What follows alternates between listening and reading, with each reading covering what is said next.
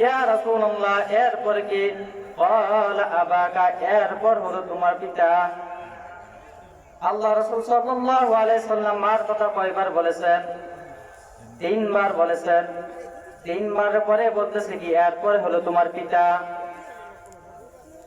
আল্লাহ রাসূল আল্লাহ রাব্বুল আলামিন সূরা বনী ইসরাঈলের মধ্যে এই কথাটাই বলতেছে, ক্বাদা রাব্বুকা।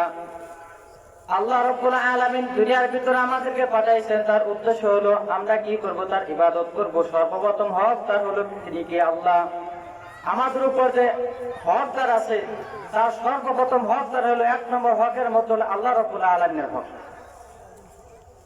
এখন আপনারা কি প্রশ্ন করতে পারেন, তাহলে রাসূলকে মনে হয় বাদ দিলেন হুজুর? না, আল্লাহর হক কি রাসূলকে ছাড়া মানা যাবে? রাসূলকে বাদ দিয়ে কি আল্লাহর হক মানা যাবে? তারপরে কি? তারপরে বলতেছে ওয়াবিল ওয়ালিদাইনি ইহসানা, এরপর হলো তোমার পিতা মাতা। তোমরা তোমার পিতা মাতার সাথে সৎ ব্যবহার করো, ভালো আচরণ করো। 2 নম্বর হকের দিক দিয়ে আল্লাহ রাব্বুল আলামিন দুনিয়ার ভিতরে আমাদেরকে মা বাবার প্রতি, পিতা মাতার প্রতি সৎ ব্যবহার কথা বলেছেন। তোমাদের পিতা মাতা যখন তোমাদের সম্মুখে থাকবে, তাদের মুখ থেকে যেন উ শব্দটা না আসে। উ শব্দটা তোমরা তোমাদের পিতা মাতার মুখ থেকে বের হতে দিও না। কেননা এই তাফসীরের ব্যাখ্যাতে, এই তাফসীরের মাধ্যমে একটি ঘটনা উল্লেখ করা হয়েছে যে জুরাইশ নামে এক দরবেশওয়ালা ছিল। ভালো করে শুনবেন সম্মানিত হাজিরিন। তিনি ছিলেন এক ঘরের ভিতরে, একাকী এক ঘরের ভিতরে তিনি কি করতেন? আল্লাহ তাআলার ইবাদত করতেন। হঠাৎ করে একদিন যখন ওই জুরাইশ দরবেশওয়ালা ব্যক্তি, জুরাইশ রাহমাতুল্লাহি আলাইহি, আগামী দিনের ভিতরে প্রত্যেক দিনের মধ্যে যখন ওই দিনে কি করছেন? ঘরের ভিতরে একাকী দরজা জানালা বন্ধ করে আল্লাহ তাআলা ধ্যানে মশগুল হয়ে গেছে।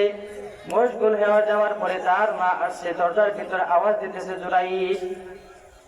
জুরাইশ এদিকে এই আওয়াজ শোনার পরে বলতেছে, আসসালাতু ইয়া উম্মি, আসসালাতু ইয়া উম্মি, আসসালাতু ইয়া উম্মি। আমি আমার মার ডাকে সাড়া দিব নাকি আমার আল্লাহ রাব্বুল আলামিনের ইবাদত থেকে আমি আগে অগ্রাধিকার দিব? এই কথা চিন্তা করতে করতে আসসালাতু ইয়া উম্মি, আগে আমার নামাজ নাকি আগে আমার মা? আগে আমার নামাজ নাকি আগে আমার মা? এটা চিন্তা করতে করতে কি করছে, এদিক থেকে তার মা কি হয়েছে? চলে গেছে। চলে যাওয়ার পরে আবার দ্বিতীয় দিন কি করছে? দ্বিতীয় দিন আবার তার মা আসছে, বলতেছে, জুরাইশ। দরজার ভিতরে প্রথম দিনের মতো আওয়াজ দিতেছে, বাবা জুরাইশ দরজা খোলো। প্রথম দিন তোমার সাথে দেখা করার জন্য আসলাম। প্রথম দিন আমি তোমার সাথে দেখা করতে পারলাম না। তুমি দরজার বাইরে আওয়াজ শুনে তুমি আমার ডাকে সাড়া দিলা না। আবার ও প্রথম দিনের ভিতরে ওই প্রথম দিনের মতোই দ্বিতীয় দিনে কি করছে? দরজা জানালা বন্ধ করে আল্লাহ তাআলার দিদারে তিনি মশগুল হয়ে গেছে। আল্লাহ তাআলা দিদারে মশগুল হয়ে যাওয়ার পরে আবার বলতেছে, আসসালাতু ইয়া উম্মি, আসসালাতু ইয়া উম্মি, আগে নামাজ নাকি আগে আমার মা? এই কথা চিন্তা করতে আবার দ্বিতীয় দিনে প্রথম দিনের মতো তার মা আজকে চলে গেছে। চলে যাওয়ার পরে তৃতীয় দিন আবার ওরকম ভাবে আসছে, আসসালাতু ইয়া উম্মি। এই কথা চিন্তা করতে করতে তার মা কষ্ট পেয়ে তাকে বদদুয়া দিয়ে দিছে। বলতেছে, জুরাইশ আমি প্রথম দিন আসলাম, তুমি আমার ডাকে সাড়া দিলা না। দ্বিতীয় দিন আসলাম, দ্বিতীয় দিনে তুমি আমার ডাকে সাড়া দিলা না, তুমি আমার সাথে দেখা করলা না। আজকে আমি তোমার বৃদ্ধ মা, তৃতীয় দিন আসছি।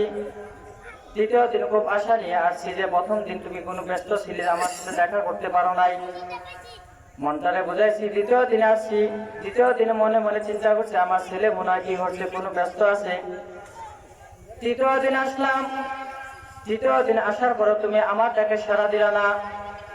আমি তোমাকে অভিশাপ দিলাম, আল্লাহ রাব্বুল আলামিন যেন তোমাকে বেশ্যা না মুখ দেখে, যেন তোমাকে মৃত্যু না দেয়। কি দোয়া দিছে?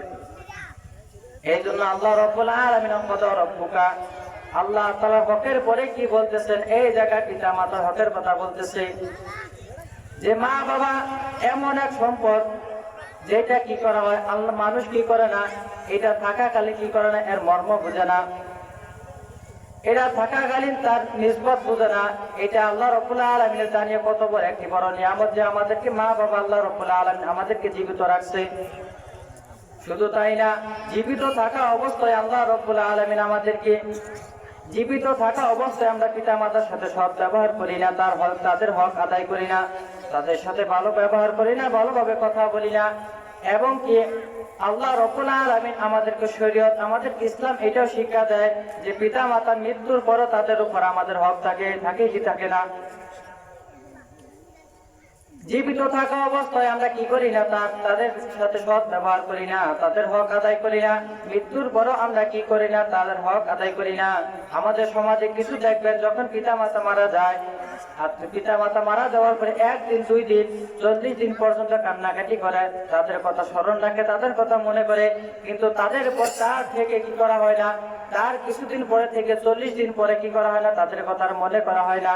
তাদের কথা, তাদের যে সম্পদ খাইতেছি, কত কিছু তাদের নিয়ামত খাইতেছি, তাদের ছোট সময় যখন আমরা ছোট বাচ্চা ছিলাম, তখন আমাদেরকে খুব কষ্ট করে লালন পালন করেছেন, কিন্তু আমরা তাদের কি করে সৎ ব্যবহার করি। তার কারণ হইল আমরা আল্লাহ তাআলার শুধু নাফরমানি করি।